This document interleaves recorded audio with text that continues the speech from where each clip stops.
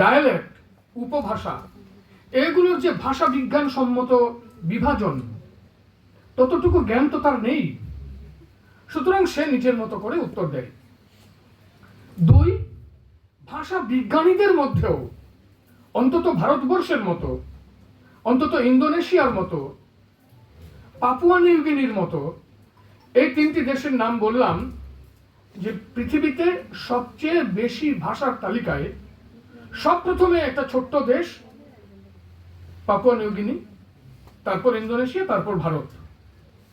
এবং বিপন্ন ভাষার সংখ্যার দিক থেকেও এই 3টি জায়গা লাতিন আমেরিকার একটা বড় অংশে, বিশেষ করে ব্রাজিল এবং আফ্রিকার একটা অংশে ভাষা বিপন্নতা আজকে সত্যি সত্যি উদ্বেগজনক হয়ে দাঁড়িয়েছে। ভাষা বিজ্ঞানীদের মধ্যে দ্বিধা হচ্ছে কোনটাকে ভাষা বলবো, কোনটাকে ভাষা বলবো না। আমি পৃথিবীতে কয়টি ভাষা আছে এই কথার আগে এই ভারতবর্ষে যে সেন্সাস রিপোর্টগুলো যদি ধরা যায়, তাহলে ভাষা বিজ্ঞানীদের দ্বিধা, ভাষার সংজ্ঞায়নের দ্বিধা, সেটা আপনাদের সামনে একটু আমি রাখতে পারি।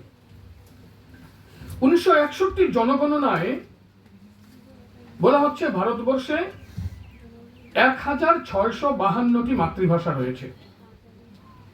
1991 30 বছর পরের জনগণনায় দেখা যাচ্ছে মাদার টাং বা মাতৃভাষার সংখ্যা কমেছে অল্প। 1652 থেকে সেটা 1576টি মাতৃভাষা 30 বছর পর 1991 সালের জনগণনায় দেখা যাচ্ছে। 2000 সালের সেন্সাস সেটা ভাষার প্রশ্নে কিছুটা বৈজ্ঞানিক রীতি অবলম্বন করতে গিয়ে তারা তাদের এজেন্ডায়, সেন্সাসের এজেন্ডায় লিঙ্গুইস্টিক রেশনালাইজেশনের কথা বললেন। যৌক্তিক পুনর্বিন্যাস করতে গিয়ে 1369টি রেশনালাইজড মাদার টাং এবং 1474টি আনক্লাসিফাইড মাদার টাং এর কথা বললেন। তাহলে মাদার টাং এখানে এসে 2700 পেরিয়ে যাচ্ছে 2011 সালে সর্বশেষ ভারতবর্ষের জনগণনায়। তারপর এই রেশনালাইজড মাদার টাংগুলিকে 121টি গ্রুপে সন্নিবিষ্ট করে নাম দিলেন ভাষা।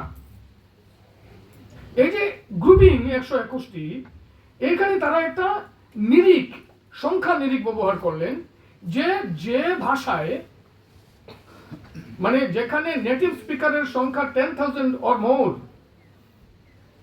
সেইগুলোকেই তারা বলছেন ভাষা, এবং বলে তারা 121টি ওই রকম ভাষা পাচ্ছেন, যার মধ্যে 22টি মেজর ল্যাঙ্গুয়েজ ভারতবর্ষের 8ম তফসিলে স্বীকৃত ভাষা। তাহলে দেখা যাচ্ছে যে আমরা ভাষার প্রশ্নে, ভাষার সংজ্ঞার প্রশ্নে দ্বিধাগ্রস্ত। অদ্ভুত সমস্ত রেশনালাইজেশনের প্রক্রিয়ায় কিছু ঘটনা ঘটলো। এই বাংলা, অসমিয়া এদের একেবারে সহোদর, মানে ভাষা বিজ্ঞানের দিক থেকে আমরা বলতে পারি বৈমাত্রেয় ভ্রাতা বা ভগ্নী, মগহী ভাষা এবং ভোজপুরি ভাষা, দুটো ভাষাতেই নেটিভ স্পিকার, অর্থাৎ এই বলিতে, মগহী বলিতে, ভোজপুরিয়া বলিতে কথা বলেন লক্ষাধিক মানুষ, লক্ষের বেশি মানুষ। কিন্তু এই রেশনালাইজেশনের প্রক্রিয়ায় সেগুলোকে পূর্ণ ওই ভাষা পরিচয়ে রাখা হলো না, বরং এগুলোকে বলা হলো যে হিন্দির সাব ফ্যামিলি, যার ফলে এই দুটো ভাষা তার স্বতন্ত্র স্বীকৃতি হারাচ্ছে। এইগুলোকে, এর পেছনে কোনো সম্প্রসারণবাদী দৃষ্টিভঙ্গি কাজ করছে কিনা এই বিচারের থেকেও যেটা বড় নিষ্কর্ষ, সেটা হচ্ছে ভাষা কি, কোনটা ভাষা আর কোনটা মাদার টাং, ল্যাঙ্গুয়েজ আর মাদার টাং এর মধ্যে তফাৎটা আবার কিভাবে করব, এই প্রশ্নে ভাষা বিজ্ঞান কোনো চূড়ান্ত সিদ্ধান্তে পৌঁছতে পারছে না। এটা একটা সমস্যার জায়গা। এইবার সমস্যার জায়গাটাকে এই জায়গাতে রেখে আমরা মোট কয়েকটি তথ্যের দিকে নজর দিতে পারি এবং তারপর আমি আমার আলোচনাকে মূলত কেন্দ্রীভূত রাখব ভাষা বিপন্নতা, তার পরিস্থিতিগুলো এবং তার কারণগুলোকে খানিকটা ছুঁয়ে এই ভাষা বিপন্নতার যে বিশ্বজোড়া উদ্বেগ, সেই জায়গাতে আমাদের কিছু করণীয় আছে কি না সেই বিষয়ে আলোকপাত করা। আমি এইভাবে আমার বিষয়টিকে সাজাচ্ছি। পৃথিবীতে কতটি ভাষা রয়েছে আমি বলছি এটা সমস্যার কারণ ওই যে একটা বেসিক কনসেপ্ট যে স্পিকার ঠিক করবে আমার মাতৃভাষা কি। এখন স্পিকার বললেন আমার মাতৃভাষা হচ্ছে নলবাড়িয়া। এবার আমি যদি রেশনালাইজেশনের প্রক্রিয়াটা অবলম্বন না করি তখন আমি তাকে অসমীয়া লিখতে পারবো না। এখন আমি লিখলাম যে একজন বলল আমার মাতৃভাষা কি, জনগণনা করতে গেছেন, সে বলল ওই মাতৃভাষা হচ্ছে চাটগাইয়া, চট্টগ্রামে। এবার আপনাকে কিন্তু রেকর্ড করতে হবে চাটগাইয়া, পরে ওই রেশনালাইজেশন, তার মধ্যে যথেষ্ট ভাষা বিজ্ঞানীরা যদি থাকেন তাহলে বিচারটা ঠিকঠাক হবে, না হলে নানান রকমের সমস্যা হবে। তার মধ্যে যদি রাষ্ট্রের কোনো এজেন্ডা থাকে সেক্ষেত্রে আরো জটিল সমস্যা হবে। সুতরাং কিছু সমস্যা থাকা সত্ত্বেও আমরা এথনোলগ বলে একটি ল্যাঙ্গুয়েজ ডাটাবেজ আছে, যেটা আমেরিকার ওকহালমা বিশ্ববিদ্যালয় এবং আরেকটি এনজিও SIL তারা পরিচালনা করেন যৌথভাবে। সেই ডাটাবেজ অনুসারে 2024-এর সর্বশেষ ডাটা, 2024-এর 31 ডিসেম্বর যে ডাটা আপডেটেড হয়েছে, সেই অনুযায়ী বিশ্বে এই মুহূর্তে জীবিত ভাষার সংখ্যা 7,164। তার মধ্যেও কিছু সমস্যা আছে। এই 7,164টি ভাষার তালিকায় তারা ম্যাক্রো ল্যাঙ্গুয়েজ গুলোকেও রাখছেন। এখন কথা হচ্ছে ম্যাক্রো ল্যাঙ্গুয়েজটা কি? ম্যাক্রো ল্যাঙ্গুয়েজ হচ্ছে সেই সমস্ত ভাষা যে ভাষার বাংলার মতো নয় বা অসমিয়ার মতো নয়, যেখানে শিবসাগরের যে আঞ্চলিক বুলি সেটা নলবাড়ির লোক বুঝতে পারছেন, তাদের মধ্যে নিজস্ব বলিতে আদান প্রদান হতে পারছে। তারা অসমিয়া ভাষী মানুষ, একজন বলছেন নলবাড়ির উপভাষায় কথা, একজন বলছেন জোরহাট শিবসাগরের উপভাষায় কথা, বিনিময়ে সমস্যা হচ্ছে না। এটা এক রকমের ভাষা, এটা হচ্ছে ডায়ালেক্টের এক্সচেঞ্জ, উপভাষার বিনিময়। কিন্তু ম্যাক্রো ল্যাঙ্গুয়েজ হচ্ছে ধরুন অ্যারাবিক, এটা ম্যাক্রো ল্যাঙ্গুয়েজ। কি ধরনের ভাষা? মিশরে যে অ্যারাবিক চলে তার সঙ্গে সৌদি আরবের অ্যারাবিকের এক বর্ণ মিল নেই, না বাক্য গঠনে মিল আছে, না ভোকাবুলারিতে মিল আছে। কিন্তু অ্যারাবিক পৃথিবীর প্রায় 22-23টা দেশে সরকারি কমিউনিকেশনের একটা প্রধান ভাষা। অ্যারাবিককে মানে একটা ম্যাক্রো ল্যাঙ্গুয়েজ বলা হয়। চীনে 13টি ভাষার গ্রুপকে প্রায় গ্রাস করে নিয়েছে মান্দারিন চাইনিজ বলে যে ভাষাটি। এতে ক্যান্টোনিজ ভাষা, যেটি হংকং এর ভাষা, এগুলোর আর নামগন্ধও নেই। এই ম্যাক্রো ল্যাঙ্গুয়েজ গুলোকে তারা একটি ভাষা ধরে হিসাব করেছেন। এইরকম কিছু ম্যাক্রো ল্যাঙ্গুয়েজ যেমন নাগা, নাগাদের মধ্যে 19টা আলাদা আলাদা ভাষিক ক্লেন বা সম্প্রদায় রয়েছে। এখন আঙ্গামিরা যখন টাঙ্কুল নাগাদের সঙ্গে কথা বলবে, ওই যে ইসাকসু আর ওই মুইভা, এরা দুজন যখন নিজেদের মধ্যে কথা বলে, একজন আঙ্গামি একজন টাঙ্কুল, একজন জেমি নাগা একজন রেংমাইয়ের সঙ্গে কথা যখন বলেন, তখন তারা এক ধরনের নতুন একটা টার্ম আমি ব্যবহার করছি, যে এক ধরনের ক্রেওল ভাষা ব্যবহার করেন। একটা অন্য ভাষার স্ট্রাকচারের উপর বিভিন্ন গোষ্ঠীর ভাষিক উপাদান, বিশেষ করে ভোকাবুলারিকে নিয়ে ভাষাটা তৈরি হচ্ছে। নাগামিজের যে সিনট্যাকটিক্যাল স্ট্রাকচার, এটা অনেকটা অসমিয়া ভাষার মতো। অসমিয়ারাও নাগামিজ কিছুটা বুঝতে পারবেন, যদিও সমস্ত ভোকাবুলারি। এটা হচ্ছে এক ধরনের লিঙ্গুয়া ফ্র্যাঙ্কা। ছোট টেকনিক্যাল তফাৎ আছে লিঙ্গুয়া ফ্র্যাঙ্কা এবং ক্রেওলের মধ্যে।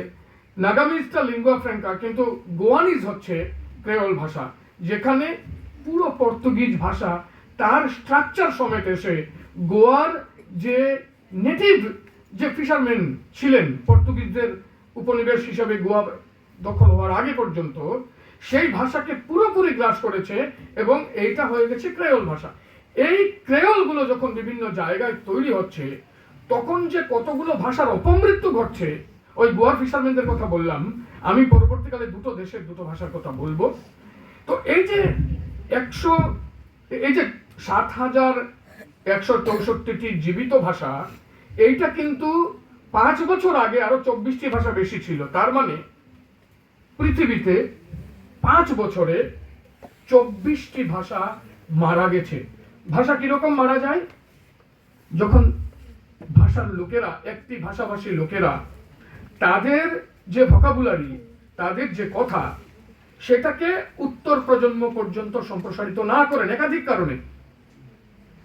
আজকে যেগুলো প্রতিষ্ঠিত ভাষা, খুব মজার ব্যাপার, এই যে পৃথিবীতে ৭,১৬৪টা ভাষা আছে, পৃথিবীতে জনসংখ্যা ৮৩২ কোটি, 30 থেকে 32 কোটি এস্টিমেটেড।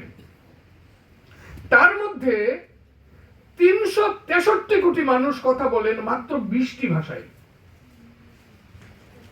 প্রায় 50% মানুষ ৭,১৬৪টি ভাষার এই বিশ্বে মাত্র 20টি ভাষায় কথা বলেন, প্রায় 50% মানুষ। ফলে স্বভাবতই অনেক জায়গাতে ভাষার সংখ্যা, ধরা যাক আমি দেখছিলাম যে কোনো ভাষা আমাদের নর্থ ইস্টে আছে যে অনুমান করা যাচ্ছে, এগুলো এস্টিমেটেড, কারণ রিসেন্টলি আমাদের 2021-এর জনগণনা বাকি আছে এখনো।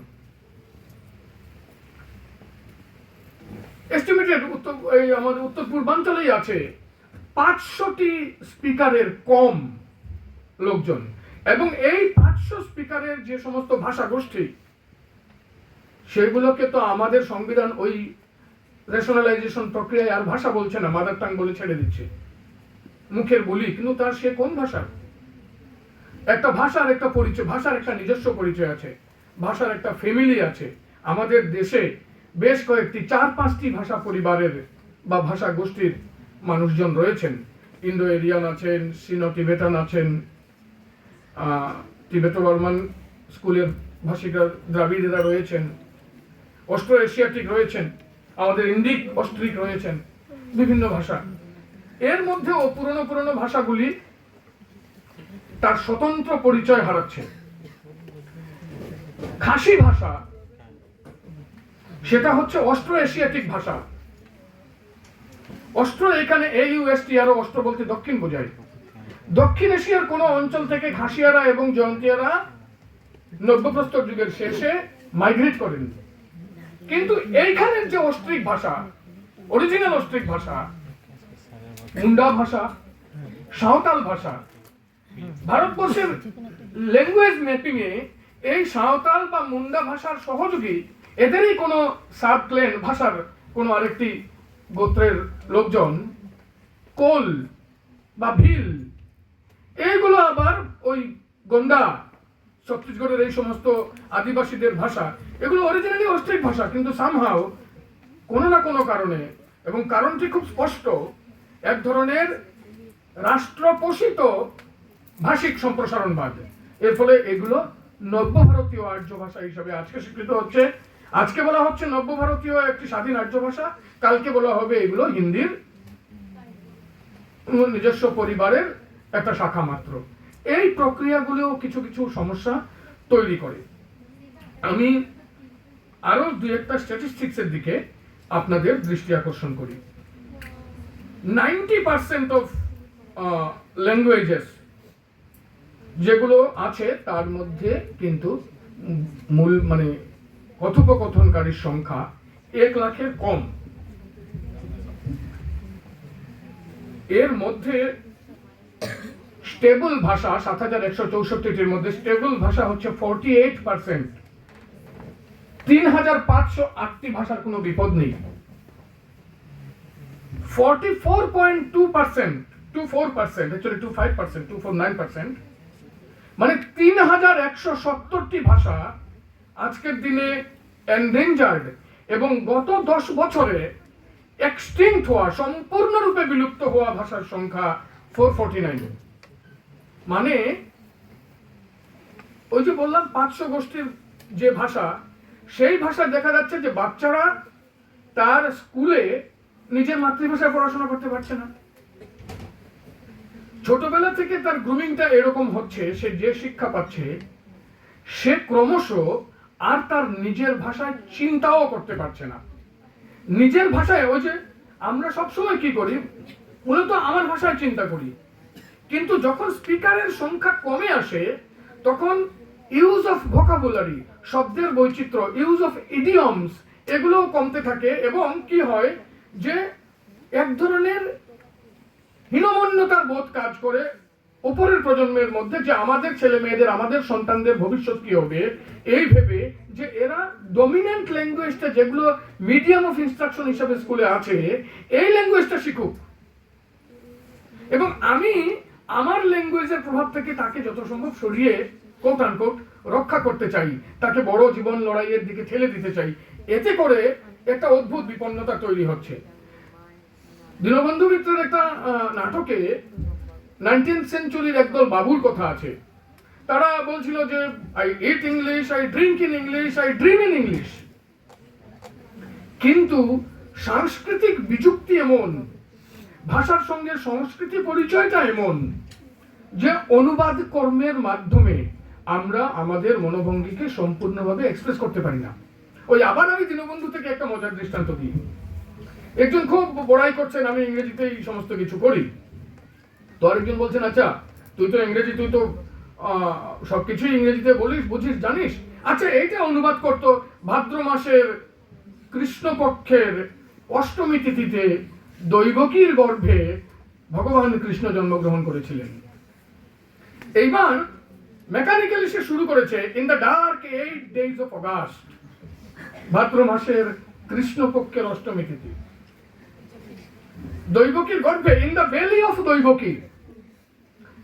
অনুবাদটা মেকানিক্যাল হচ্ছে, কিন্তু সাংস্কৃতিক বিযুক্তি, অষ্টম গর্ভ, তার সঙ্গে যে সংস্কৃতি জুড়ে আছে, আমাদের চিন্তা চেতনার ইতিহাস জুড়ে আছে, আমাদের বিশ্বাসের ইতিহাস জুড়ে আছে, এই থেকে বিযুক্তি। এই বিযুক্তিটা এই জায়গাতে যে এখন আর গোপাল ভাঁড়ের সরাঅন্ধার গল্পটাও কার্যকর হবে না। একটা লোক বহুভাষিক, কৃষ্ণচন্দ্রের রাজসভায় এসে সে নানান ভাষায় এক একদিন কথা বলে, এবং মহারাজরা খুব চিন্তিত যে এই লোকটা আসলে কি ভাষায় কথা বলে, মানে ওর মাতৃভাষাটা কি। তো গোপাল ভাঁড় বড় চিন্তা করলেন, না এটা আমি আবিষ্কার করে দেবো। তো একদিন ইচ্ছাকৃত ভাবে লোকটি যখন আসছে, গোপাল ভাঁড় খুব জোরে তার গায়ে একটা ধাক্কা দিয়েছেন, যেন গোপাল ভাঁড় দেখেননি। লোকটা এবার বলে বসেছে তার অজান্তেই, সরা অন্ধা। গোপাল এইবার মহারাজকে বলছেন, মহারাজ এত উড়িয়া। এই যে বিপন্ন মুহূর্তে নিজের ভাষা এইবার উঠে আসে।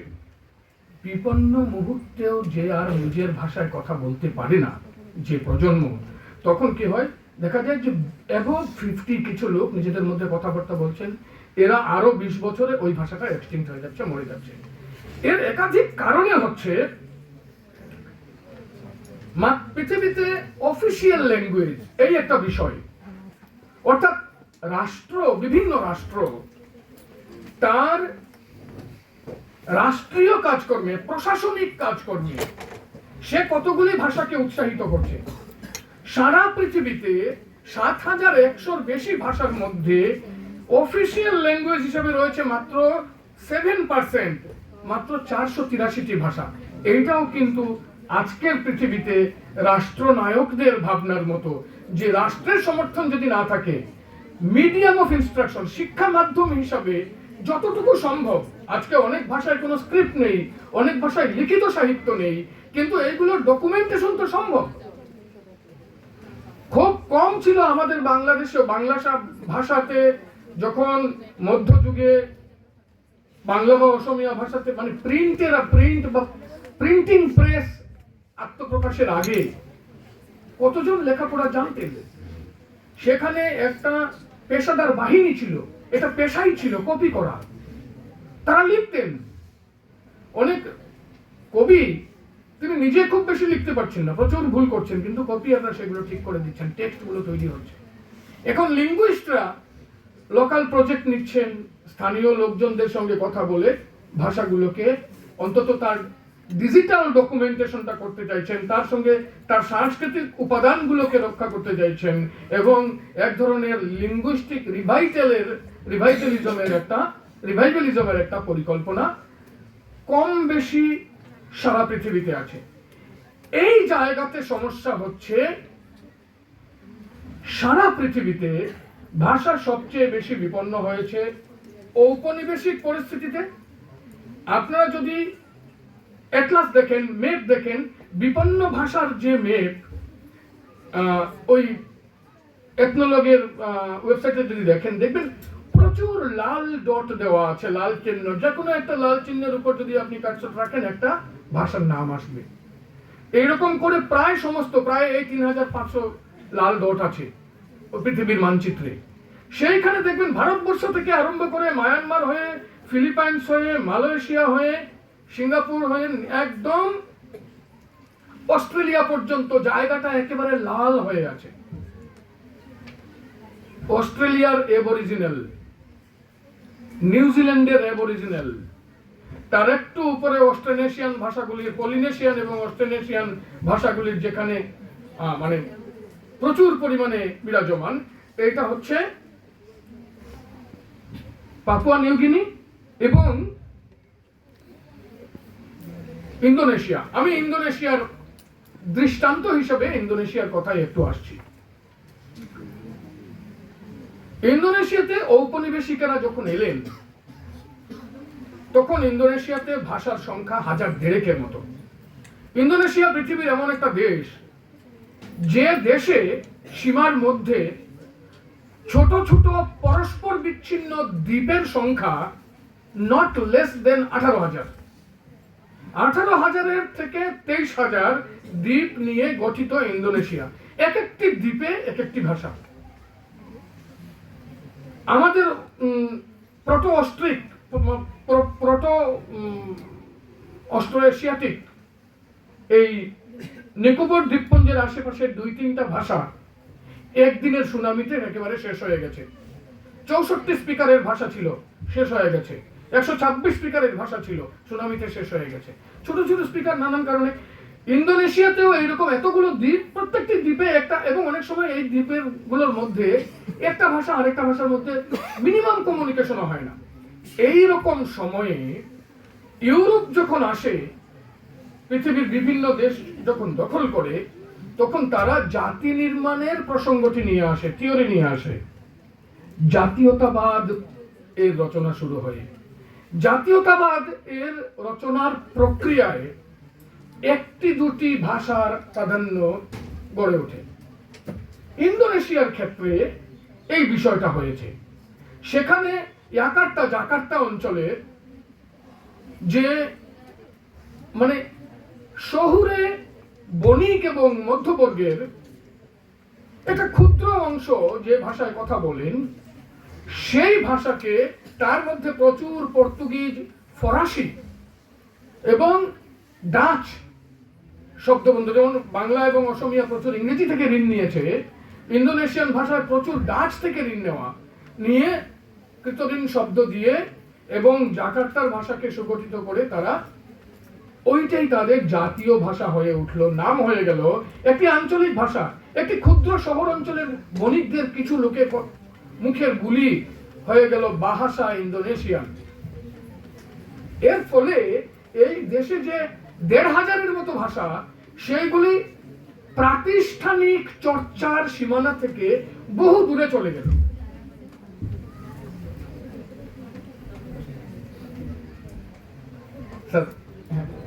ধন্যবাদ, আপনি অনেকক্ষণ শুনলেন। আমিও আর খুব দীর্ঘ করব না, ছাত্রদের অস্বস্তির কারণ হব না। এটা যেখানে উপনিবেশ এসেছে, সেখানে নানান কারণে একটি আলোচনায় ব্যাখ্যা সমস্ত করা যায় না। ভাষিক আধিপত্যবাদের ক্ষেত্র প্রস্তুত হয়েছে, ভুল বোঝাবুঝিরও ক্ষেত্র প্রস্তুত হয়েছে। আরেকটা হচ্ছে, একটি ভাষা যখন রাষ্ট্রীয় পোষণে সুগঠিত হয়, সামাজিক ঐতিহাসিক কারণে ভাষাটি যখন সুলিখিত সুগঠিত হয়, তার একটা লিটারেচার থাকে, তার প্রাতিষ্ঠানিক সমর্থন থাকে, তখন তার যে প্রতিবেশী ভাষাগুলি সেটা দেখে যে এই ভাষাতে পড়াশোনা করলে তাহলে চাকরির জন্য ভালো, জীবিকার জন্য ভালো। আজকে ইংরেজি সবাই আমরা জানি যে মাতৃভাষায় পাঠ শিক্ষার কোনো বিকল্প নেই, কারণ আমরা পলিটিক্যাল সায়েন্সের আনসারটা যদি ইংরেজি ভাষায় করতে হয় ভাবি কিন্তু বাংলায় বা অসমীয়ায়, ভাবতে ভাবতে বলে লিখি, তাহলে কেন আমি নিজের সাবজেক্টেই লিখবো না? মাতৃভাষার পক্ষে সবাই সওয়াল করলেও এই যে সারা পৃথিবী জুড়ে আরবান মিডল ক্লাসের মধ্যে যে বাজার তৈরি হয়েছে, আজকে গ্লোবালাইজেশনের পরে যে নতুন বাজার ব্যবস্থা, সেই নতুন বাজার ব্যবস্থা আবার ইংরেজিকে বা স্প্যানিশকে আবার প্রবল শক্তিধর করে তুলছে।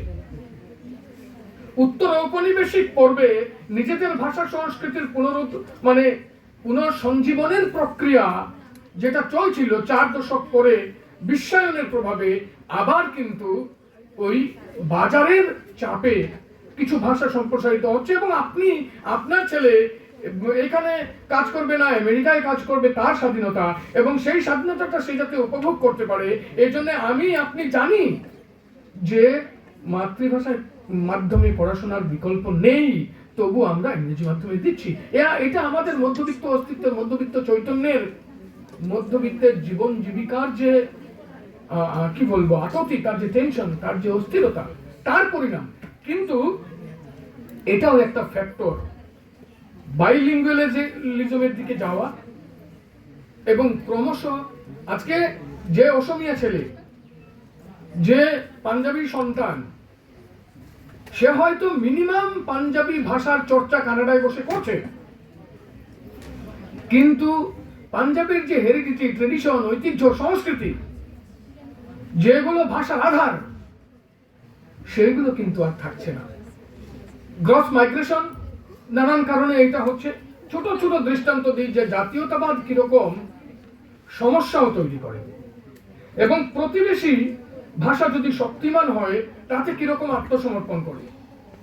আজকে আপার আসামের তাই আহুম গোষ্ঠীর যে সমস্ত ভাষাগুলি, ছোট ছোট ভাষা, ক্রমশ তার ভোকাবুলারি হারাচ্ছে।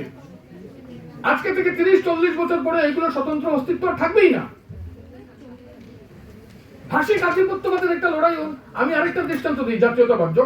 ওই যে কিছু দেশে, আমাদের উত্তর পূর্ব ভারতের যে আদিবাসী এলাকাগুলি, সেই এলাকাগুলিতে ওইভাবে জাতীয়তাবাদী চিন্তা চর্চা স্বাধীনতার পূর্ব পর্যন্ত বিকশিত হয়নি।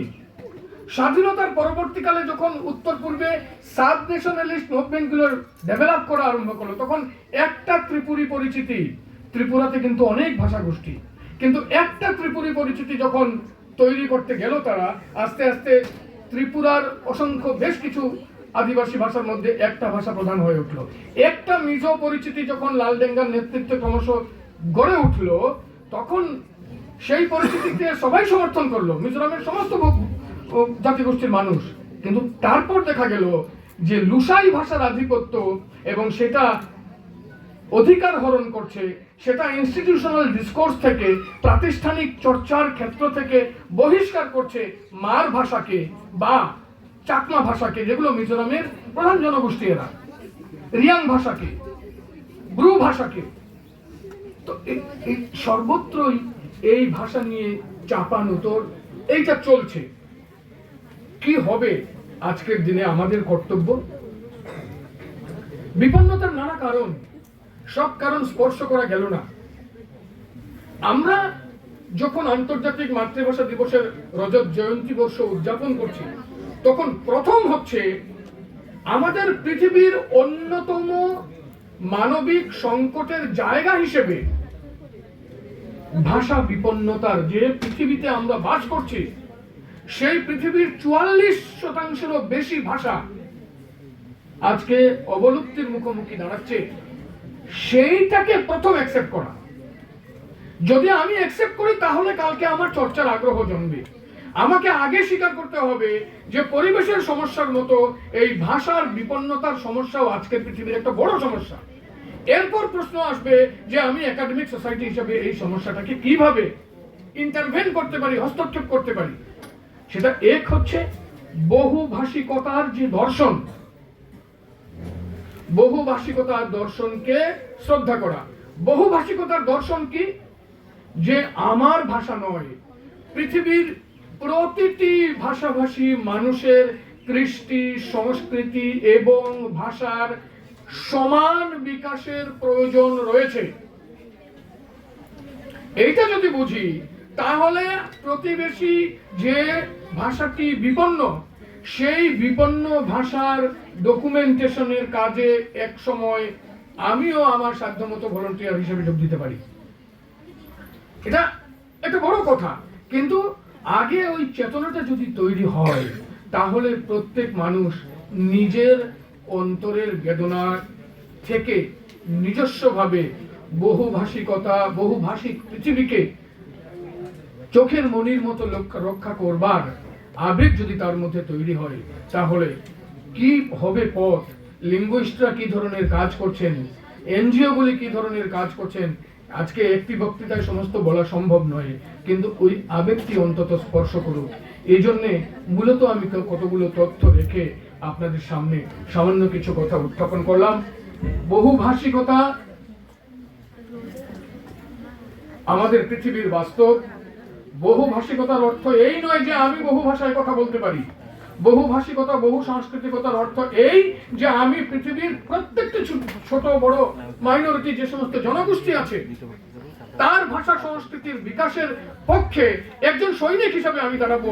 আমি যদি আমার মাতৃভাষাকে ভালোবাসি, তাহলে পৃথিবীর প্রতিটি মাতৃভাষার বিপন্নতায় সেই মাতৃভাষার পাশে দাঁড়ানোর অঙ্গীকার যদি আমরা করতে পারি, এবং তারপরে কোনো না কোনো ভাবে এই ভাষার ডকুমেন্টেশন, সংস্কৃতিকে রক্ষা করা, সাংস্কৃতিক আদান প্রদান, এর মধ্যে দিয়ে আমরা প্রত্যেকটি ভাষার পাশে যদি দাঁড়াতে পারি, তাহলে 25 বছর পেরিয়ে এসে আন্তর্জাতিক মাতৃভাষা দিবসের চর্চা কিছুটা অর্থবহ হয়ে উঠতে পারে বলে আমার ব্যক্তিগত বিশ্বাস।